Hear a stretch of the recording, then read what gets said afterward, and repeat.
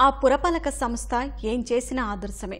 ఆర్థిక స్వయం సమృద్ధి, పచ్చదనం, పరిశుభ్రత, పారిశుద్ధ్యంలో క్రమశిక్షణ ఇలా చెబుతూ పోతే అన్నింటిలోనూ ప్రథమ స్థానమే. ఇప్పుడు చెత్త నుంచి సేంద్రియ ఎరువులు తయారీకి యత్నిస్తోంది. ఆ ఎరువులతో అక్కడే కూరగాయలు సాగు చేస్తున్నారు. మున్సిపాలిటీకి ఆదాయం వచ్చేలా ప్రణాళికలు రచిస్తున్నారు. చెత్త శుభ్రం చేయడానికి అవస్థలు పడుతున్న పురపాలికలు, నగరపాలక సంస్థ అధికారులకు అనంతపురం జిల్లా తాడిపత్రి మున్సిపాలిటీ చక్కటి సందేశాన్నిస్తోంది. అన్ని ప్రాంతాల్లో మాదిరిగానే రోజూ పెద్ద ఎత్తున పోగవుతున్న చెత్తను వదిలించుకోవడానికి ఇబ్బంది పడిన తాడిపత్రి అధికారులు తొలుత ప్రజల్లో అవగాహన కల్పించారు. తడి, పొడి, చెత్త వేరు చేసేలా అందరికీ శిక్షణ ఇచ్చారు. రోడ్డుపై చెత్త పడేయకుండా పటిష్ట వ్యవస్థ ఏర్పాటు చేశారు. ఫలితంగా స్వల్పకాలంలోనే ప్రజల్లో మార్పు వచ్చింది. చెత్త నిర్వహణలో మున్సిపాలిటీ అధికారులకు నగరవాసులు సహకరించారు. డంపింగ్ యార్డ్లో చెత్త పేరుకుపోవడంతో కొత్త సమస్య తలెత్తింది.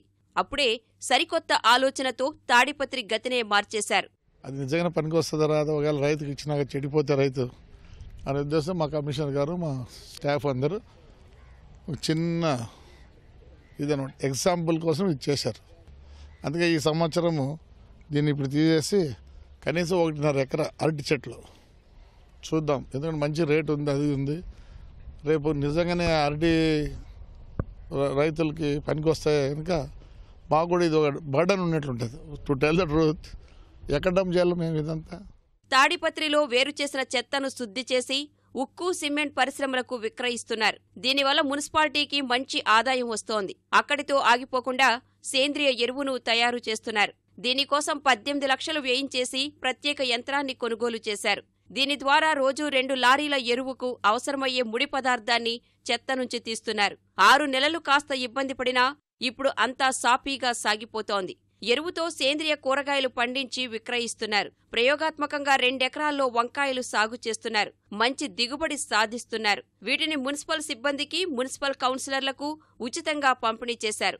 ఈ విధానం విజయవంతమైతే మున్సిపాలిటీ ఆధీనంలో ఉన్న భూమిలో సేంద్రియ సాగు పద్ధతిలో కూరగాయలు సాగు చేయించేలా ప్రణాళిక సిద్ధం చేస్తున్నారు. ప్రతి ఒక్కరూ కూడా ఈ కంపోస్ట్ యార్డ్ని ఒక వేస్టేజ్ కింద కాకుండా ఇలా సొంత ఉపయోగానికి కూడా ఆహార పదార్థాలు ఉపయోగించుకునే విధంగా సేంద్రియ పద్ధతులు, అంటే ఎటువంటి మందులు అనేది ఉపయోగించుకోకుండా నేడు మేము కాయగూరలు పండించినామంటే నిజంగా మాకు చాలా సంతోషంగా ఉంది. అందులో మేము నాటిన మొక్కలు నేడు వృక్షాలే, నేడు మేమే వెజిటేబుల్స్ తీసుకుంటున్నామంటే మరింత సంతోషంగా ఉందండి.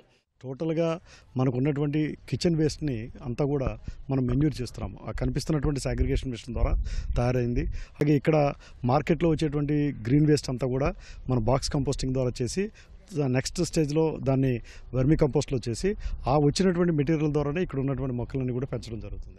తాడిపత్రి మున్సిపాలిటీ పరిధిలో సేంద్రియ పద్ధతిలో సాగు విజయవంతమైతే మరోసారి తాడిపత్రి మున్సిపాలిటీ జాతీయ స్థాయిలో ఆదర్శ జాబితాలో చేరనుందని యంత్రాంగం అభిప్రాయపడుతోంది.